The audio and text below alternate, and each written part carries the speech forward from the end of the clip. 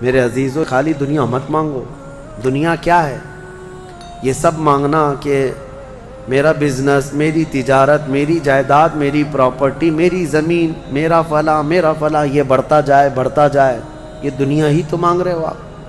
اور اللہ فرماتا ہے جس نے ہم سے آخرت مانگی ہم اس کو دنیا بھی دیں گے اور آخرت بھی دیں گے.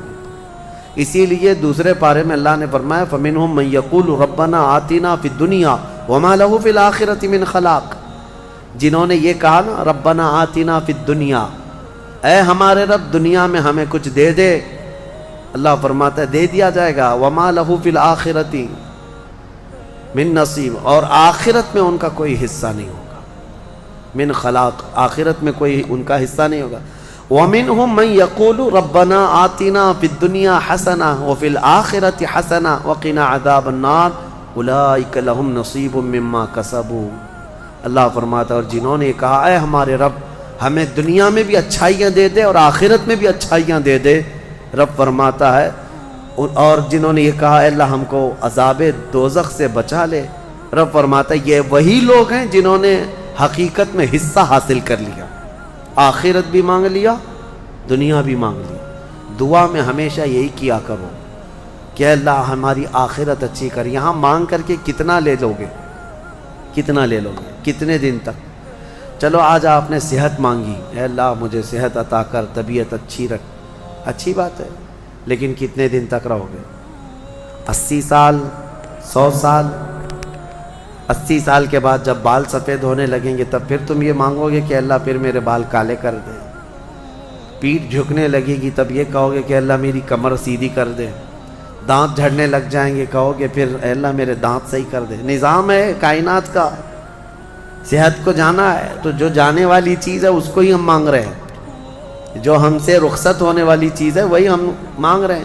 اولاد مانگ رہے ہو یہ بھی چھوٹنے والی چیز ہے، یہ ہم سے چھوٹنے والی چیز. ہر وہ چیز مانگتے ہیں ہم یہاں پر جو ہم سے رخصت ہونے والی ہے، اور جو ہمیشہ رہنے والی ہے وہ جنت ہے، اس کا سوال کیوں نہیں کرتے؟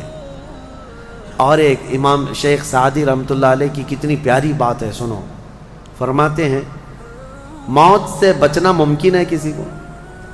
بتائیں کوئی بچ سکتا ہے؟ پاسبل ہے؟ موت سے بچنا کسی کے لیے بھی ممکن ہے؟ نہیں ہے. سب کو پتہ ہے امپاسبل. لیکن اس کے باوجود بھی بچنے کے لیے 1000 دوائیاں کھاتے ہیں ہم.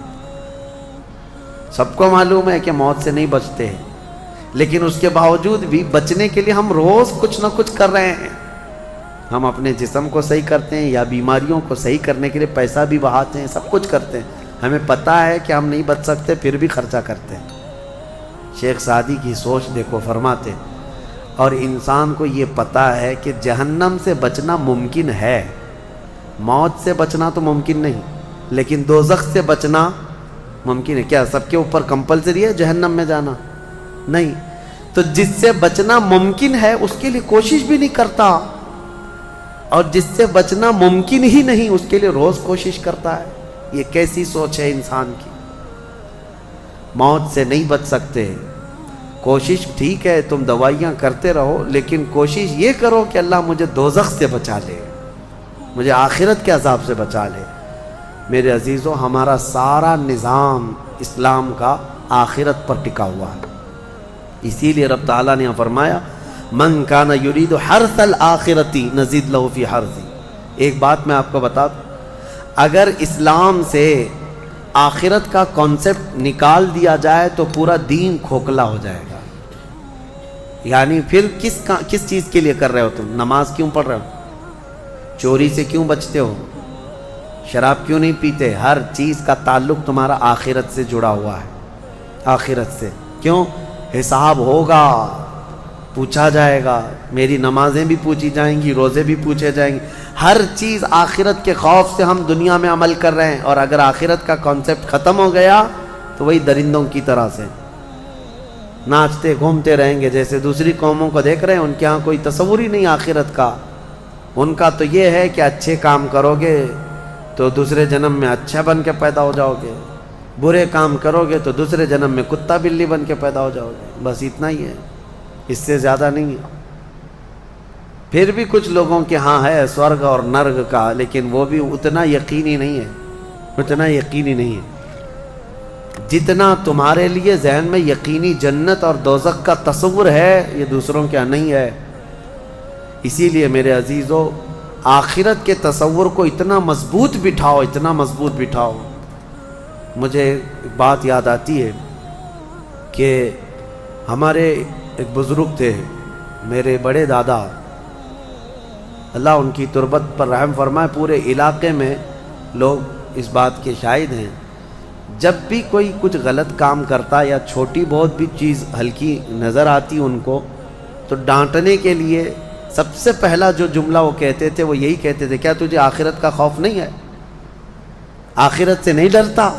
یہ ایک جملہ اکثر ہر کام پر، نماز کے سلسلے میں ہو یا کسی کو کہیں پر گپے لگاتے بیٹھے ہوئے دیکھتے تو یہ کہتے آخرت کا ڈر نہیں ہے۔ یہ ان بزرگوں کا شیوا رہا ہے، اولیاء اکرام کا طرہ امتیاز رہا ہے کہ وہ اپنے سارے اعمال آخرت کے خوف پر رکھے ہوئے ہیں۔ حضرت حاتم اعصم رضی اللہ تعالیٰ عنہ بڑے پائے کے بزرگ ہیں، فرماتے ہیں نماز جب پڑھتے تھے تو کہتے میرا تصور یہی ہوتا ہے کہ موت میرے گردن کے پیچھے، ملک الموت یہی ہے، یہ سوچتا ہوں کہ اب آخری نماز ہے، میری آخری نماز ہے، اور دونوں طرف میرے جہنم کے گڑھے ہیں، ادھر بھی ادھر بھی، میں اگر تھوڑا سا بھی ہل جاؤں تو ہو سکتا ہے ادھر کے گڑھے میں یا ادھر کے گڑھے میں، اور پیچھے ملک الموت ہے اور سامنے رضائے الہی ہے اور جنت ہے، میں بڑھنے کی کوشش کر رہا ہوں۔ اس تصور کے ساتھ وہ نماز پڑھتے تھے، اس تصور کے ساتھ، اور سجدے میں جاتے تو یہ کہتے کہ میرا آخری سجدہ ہوگا، ملک الموت پیچھے ہی کھڑا ہے میری گردن کے پاس، اور اگر میں تھوڑا بہت ہل گیا تو ادھر بھی دوزخ ہے، ادھر بھی دوزخ ہے، سامنے کی طرف مجھے پورا تصور جمانا ہے، رضائے الہی ہے اور جنت میری یہاں ہے۔ تو ان کے سارے تصورات ہر کام میں آخرت پر ڈیپینڈ تھے۔